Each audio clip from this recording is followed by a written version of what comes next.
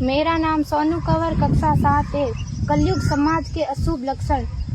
कुटुंब कम हुआ, संबंध कम हुआ, प्रेम कम हुआ, मर्यादा कम हुई, लाज लज्जा कम हुई, विनम्रता कम हुई, समर्पण कम हुए, पुस्तक वाचन कम हुआ, खान पान की शुद्धता कम हुई, बाल कम हुए, कपड़े कम हुए, नींद कम हुई, घी मक्खन कम हुआ, पीतल तांबे के बर्तन कम हुए, भाई भाई का प्रेम कम हुआ, सत्य कम हुआ, अतिथि कम हुए, धैर्य कम हुआ, श्रद्धा और विश्वास कम हुआ, बड़ों का सम्मान कम हुआ और भी बहुत कुछ कम हुआ, जिससे जीवन सहज था, सरल था। संतान को दोष न दे।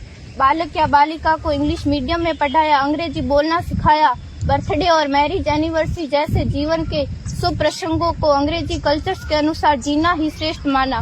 माता पिता को मम्मी डैड कहना सिखाया। जब अंग्रेजी कल्चर से परिपूर्ण बालक या बालिका बड़ा होकर आपको समय नहीं देता, आपकी भावनाओं को नहीं समझता, आपको तुच्छ मानकर आपसे जुबान लड़ाता, जब आपको बच्चे में कोई संस्कार नजर नहीं आता, तब घर के वातावरण को गमगीत दिए बिना, संतान को दोष दिए बिना एकांत में जाकर रो लीजिएगा, क्योंकि पुत्र या पुत्री की पहली वर्षगांठ से ही भारतीय संस्कारों के बजाय, मंदिर जाने के बजाय केक कैसे काटा जाता है, यह सिखाने वाले आप और अम्मी है। जब बच्चा पहली बार घर से बाहर निकलता है तो प्रणाम और आशीर्वाद के बदले बाय बाय कहना सिखाने वाले आप और अम्मी है।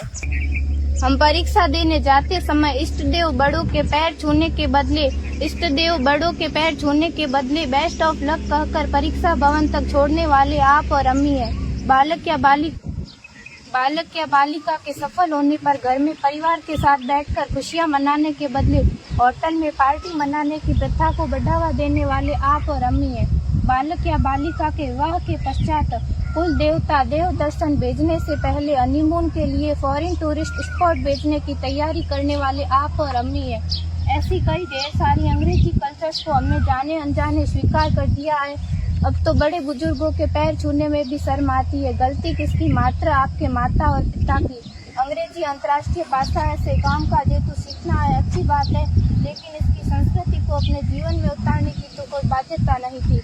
अपनी समृद्ध संस्कृति को त्याग कर नैतिक मूल्यों, मानवीय संवेदनाओं से रहित अन्य सभ्यताओं की जीवन शैली अपनाकर हमने क्या पाया?